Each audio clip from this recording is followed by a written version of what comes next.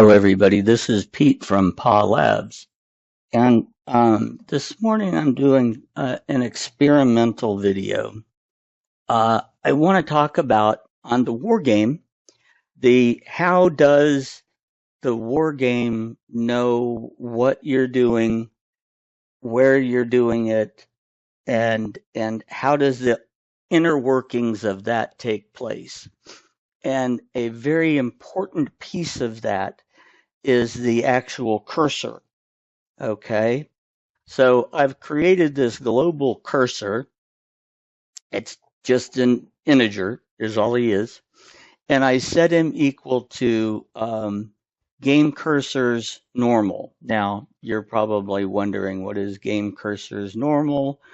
Game cursors is a little type class that I have. It's a module, of course, and it controls what are the game cursors, uh, and that's it. All it does is right now we have a normal cursor, we have a resupply cursor, we have a move cursor, and eventually we're going to have an attack cursor. Okay. Now, what those look like is a total different creature. I mean, I can show you what they're going to eventually look like. That doesn't matter.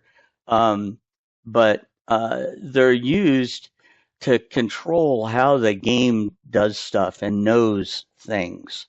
Okay, so over here in images, I have cursors. Here we go.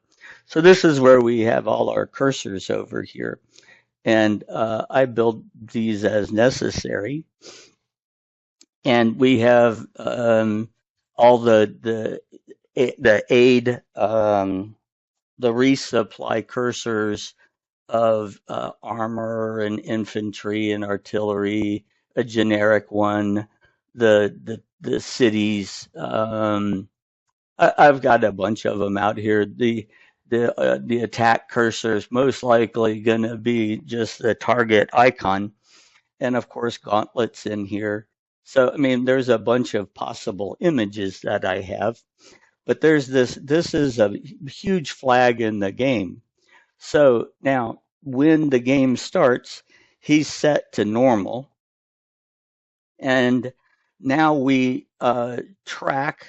Okay, so hold on. Let's see. Aha. Here's the cursors. This sets this group of functions here all set the cute gauntlet or the move cursor. We pass the player unit up here, so where we have the picture of the image being moved. The resupply cursor, we need to know what type of unit is being resupplied. What do you have in your depot that you're bringing out to the troops in the field, and that sort of thing. So that's an integral part of what the cursor actually looks like. Down here farther, when you get actually to the game, the important loop here, this is making sure that we build the normal cursor, so that's what he is, and then we're setting him equal to normal cursor. Now, when we, let's see, hold on, I blew past it. There's the repeat. And then we come into you, and then we're going to come into this guy. Okay. Now, the cursor is important, and it goes back to the decision to use the canvas gadget, because the canvas gadget gives you all kinds of cursor knowledge. Okay. Let's see where that's the panel code. Canvas map. Here's the beast.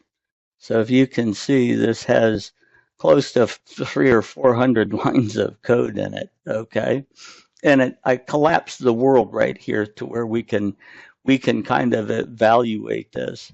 So what we have is the canvas gadget. We're looking at the various event types. All right, so the event types are right click, left click, the mouse has entered, the mouse has left, the mouse wheel. I actually have coded the mouse wheel into here to where you can hold the control key, the control key down, and the mouse wheel goes side to side on the map, or not hold the control key down and then the mouse wheel moves the map up and down. Okay, so another little tip to the game, one of those niceties. Okay, so but inside left click first tracks where exactly is the mouse that you have clicked. Okay, and then he sets the canvas map cursor uh, to be the custom cursor of whatever the current map is, whatever the current cursor is, to make sure we've got it all set up. And then we evaluate our current cursor. Okay, the current cursor could be normal, in which case all we have is a glove going across the gauntlet, going across the screen. Um, we can then we have to base the cursor on, are we moving, like if it's normal, we want to track the cursor and see where you click, where did you left click. So if it's normal, we know it was nothing is in the works, and you're going to come in here and click a unit or a pair of units. You're going to click a city. You're going to click, I mean, it can be all kinds of stuff that you're clicking to try to see. It could just be terrain. What is this terrain and what does it cost me? That sort of thing.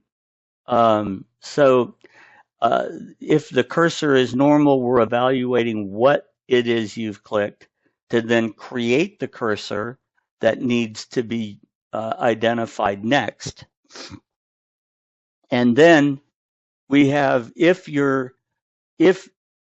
you've gone and clicked a unit in the turn move phase, now our cursor is a moved unit. So now the code is looking to say, we have a move cursor that's on top of the map. And so what we're wanting to do is set a unit down to deal with the cursors, the movement of a particular unit. Okay.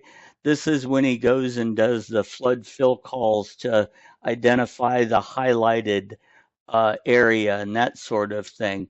And at that point, he's evaluating that returned list. At this point, it's called a move path, but he evaluates the return list from flood fill to make sure that the hex you have checked or clicked is in that list that you can reach. Otherwise, you've clicked something else and he's going to give you a little ugly message that says, dude, can't you hit one inside the yellow bracket? Okay, so if we're in resupply, well, resupply, I guess I should kind of compress that down. I started to put it with this resupply turn, but it's like, well, only way you can get a resupply cursor is if you're in the resupply phase. But I guess this would allow me to collapse all this code. Excuse me. So again, we're looking to see what you've clicked on with the resupply. And then the most important piece here is the identification of the units or lack thereof that you have clicked. If you click an empty cell with no unit, you get one menu. If you click a cell that's got one unit, you get a different menu. And then the way we know that what you've clicked is we ping the server and say, who's in this cell? And the server looks it up and sends it back, and we get the indexes to the units that are in the cell. And -1 is no unit. So if both units are -1, then we pop the menu up that just says, hey, dude, you want to create a unit here? Then you can create a unit. If they're both above -1, that means they are existing units. You can't create a unit. You can't create a third unit in the cell. You can create a second. Uh, so all you can do is resupply either the top unit or the bottom unit, assuming that they are less than full units. And then the final one is, hey, you only got one unit and the second unit doesn't exist. Well, you can resupply the first unit or you can create a new unit. Okay, so those are your options. And that's that little pop-up menu you see. It's actually a series of 3 different menus depending on what cell type that you've clicked. Uh, so when your mouse enters, uh, so far, the only real thing I care about is if the current cursor is normal, we make sure the game is set to using that normal cursor, the map is. And if your mouse exits the uh, the game board, the canvas, then we put him back to the gauntlet and build the normal cursor. Uh, the move unit has his own function because he's got all that yellow highlighting of the area where the selected unit can move. So I built a function that handles him. But and then we have mouse move. That was when I was attempting to draw the line through the different hexes that you could traverse to get where you want to go. I had it doing something there. Uh, and then I went back to the flood fill. And then, of course, we have the mouse wheel. But that is how the system tracks. Now, remember also, hold on, there's another piece to this is inside the repeat loop, after we get all the values of what might have happened, we're tracking the cursor, okay? And we're tracking the cursor to see if you're over the canvas or whether you're not over the canvas. And that is the initial thing in the whole knowledge of the how does the desktop, how does this game know what is going on. And it's as simple as just tracking the cursor, what kind of cursor I've created, and then tracking the cursor to see where he goes, and then reacting to what you've done. So on the right click, um, I I put this in. I guess we really don't need it, but I'll probably mirror all the left click menus, like when you've got resupply. If you right click a hex, you'll get the menus. If you left click the hex, you'll get the menus kind of thing. But that's how, like in the creator, this is how the creator identifies whether you're choosing something to look at or right clicking it to edit it. That is how that's actually all done. Now, a brief moment on the flicker that you see in that previous video. A lot of that, I believe, is, let's see, I got to go find the right function. It's up here somewhere. There's the pop-up menus. Oh, I got to get out of this and get up here. So let's come look at build unit map. Okay, so the unit map shouldn't. Oh, but I bet you it's, well, I don't know. We're going to have to think on this. So the unit map gets built and then it all goes into the game map. So if is image unit map. Okay, so, oh, that's it. There's our flicker right there. So, um, we're taking unit move. Oh no, this is the unit movement. That's the yellow thing that pops up. Never mind, that's not it. D D. Um, Oh, wait a minute. Yeah, okay. So free image map. So this is a working variable.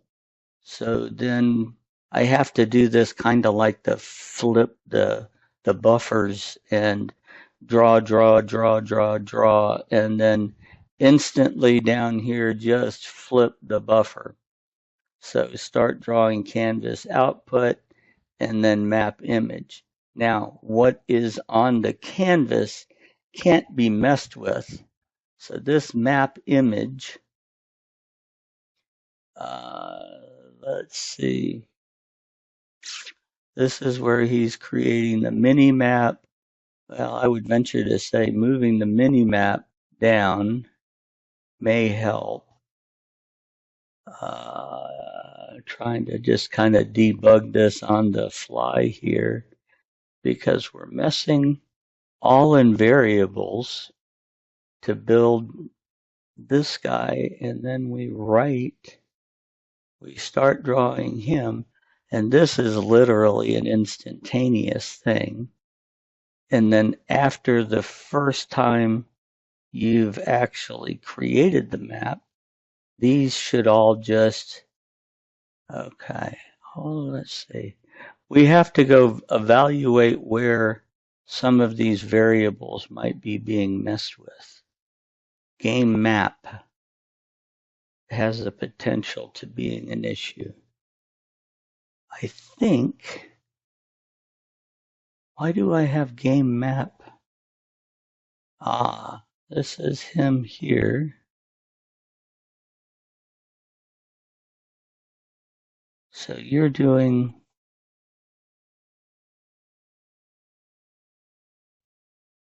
mm,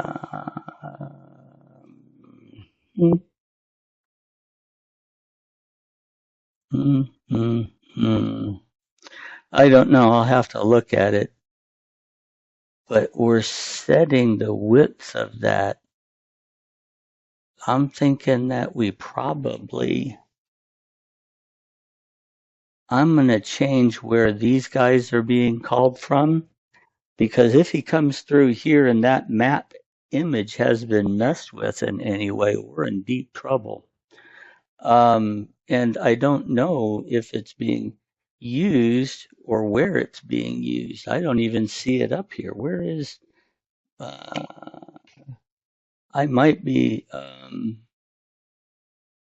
let's see. Yes, I know you're there. Okay, see, he's getting reset right here to nothing. Oh no, we're drawing him. So game map. Oh, that's the physical map image, right? So game map, once it is actually built and copied, he should never, oops, what did I just, there we go. Okay. Nobody should ever do anything to him other than read him. At no point, image-free game map. There's that. That is dangerous. See that? And now the next time through up there, yeah, this is most likely the culprit. Okay, I'll go ahead and keep playing with this, and then I'm going to put the code out there. And on the website for the video last night, I figure some of you folks want to play with that. But I'm also going to put the source. So there'll be a README inside there. The zip will contain 2 zips. So I want to thank y'all for watching. And yeah, that's it. Thank y'all for watching.